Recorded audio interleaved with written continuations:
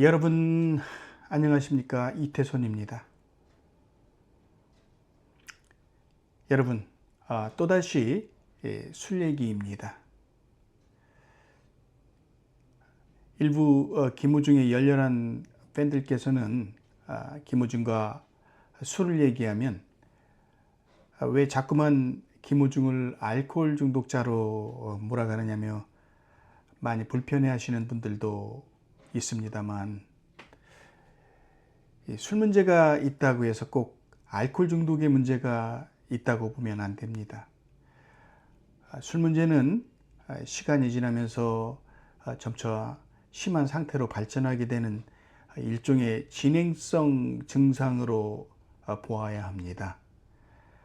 김우중은 술 문제의 진행 과정에서 흔히들 술을 남용하는 20, 30대 젊은 층 사이에 빈번하게 나타나는 내성의 증가를 동반한 초기나 중기의 과정 그 어디쯤에 있을 수 있다라고 보여지기 때문입니다.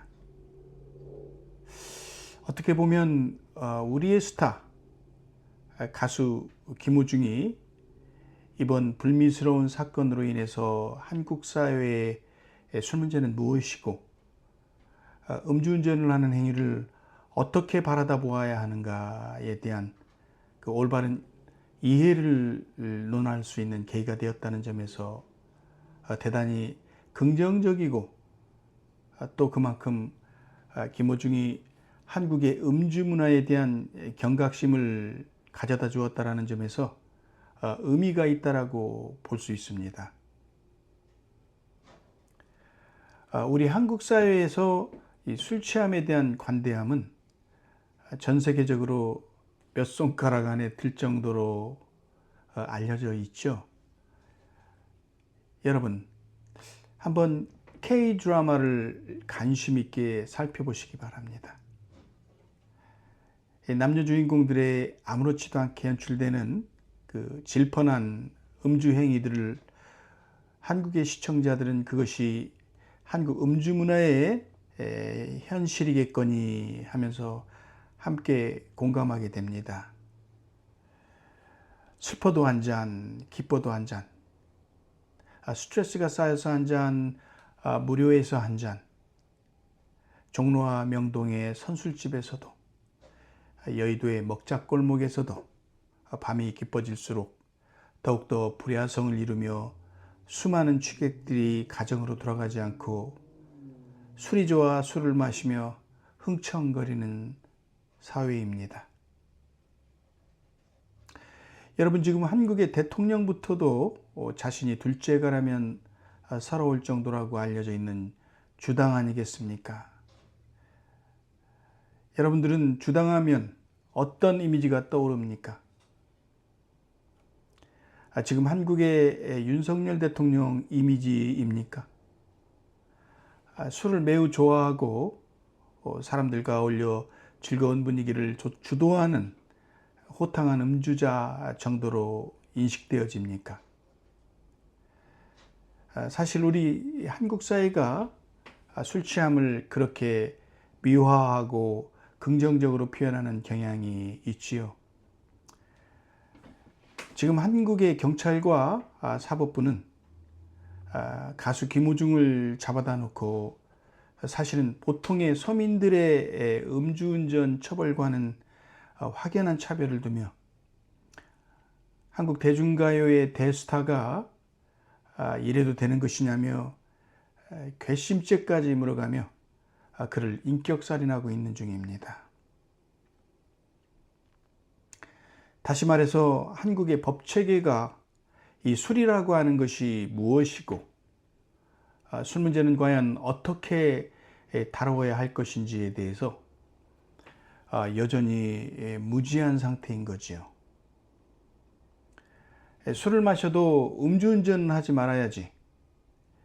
게다가 사고 후에 김호중이 보여준 일련의 행위들이 공인으로서 도덕적으로 도저히 용납할 수 없는 부도덕한 처사라며 그에게 준엄한 징벌을 가하고 있습니다.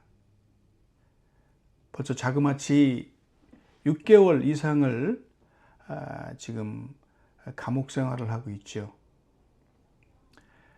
자, 여기서 우리는 무엇을 바라다 보아야 할까요? 김호중을 사랑하는 많은 팬들께서는 그깟 한 번 실수한 것 가지고 공인의 사회적 책임을 부각시키며 괘씸죄까지 얹혀서 우리의 스타를 이토록 모멸감을 주는 것이냐라며 항변할 수도 있겠습니다. 그러나 음주운전이야말로 정말로 위험한 행위임에 틀림이 없습니다. 운전 중 발생할 수 있는 돌발 상황에 전혀 대처 능력이 없기 때문입니다. 그렇다면 우리의 스타 김호중은 이 위험천만한 음주운전을 자신의 의지에 의해서 자행했을까요?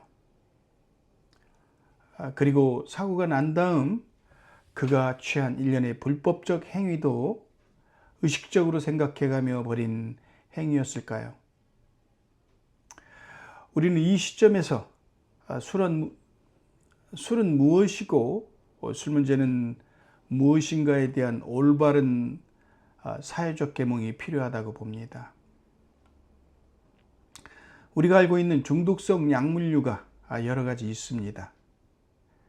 그 대표적인 것이 코케인, 헤로인, 마리화나, 히로뽕, 각종 환각제, 진통제, 그리고 진정제, 마취제, 수면제 등등이 있지요. 이 중에서 술은 어디쯤에 있을까요?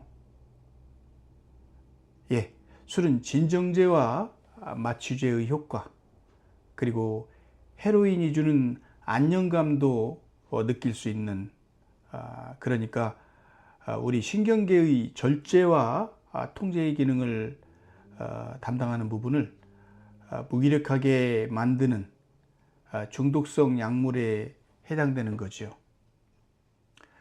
과도한 음주는 뇌의 억제 기능을 마비시키게 됩니다. 그래서 술 취한 후에 자기절제의 기능이 자신의 의지와는 상관없이 무기력하게 되는 것이지요. 술 마심을 조장하고 권장하는 한국 사회가 이 유전적인 요소에 의해서 또는 생리학적인 요소에 의해서 또 사회 문화적 심리 속에서 발전할 수밖에 없는 개인의 알코올리즘에 대해서 예방과 치료의 노력보다는 전적으로 음주자의 행동이 법적으로 위배될 때 잡아들이고 처단하는 것이 능사로 여기는 그런 현재의 그 법 집행은 그 나라의 국민을 술이나 마약으로부터 온전히 보호해 줄 수 없는 그런 환경을 만들게 되는 것입니다. 법만 걸리지 않으면 술은 알아서 정도껏 마시라는 아주 희망 섞인 너도 나도 술 마시는 사회의 일종의 이 관습적 합의 아니겠습니까? 술 문제의 가장 대표적 증상은 술 취한 후의 행동이 음주자의 삶에 심각하게 치명적인 타격을 가할 때라고 보고 있습니다.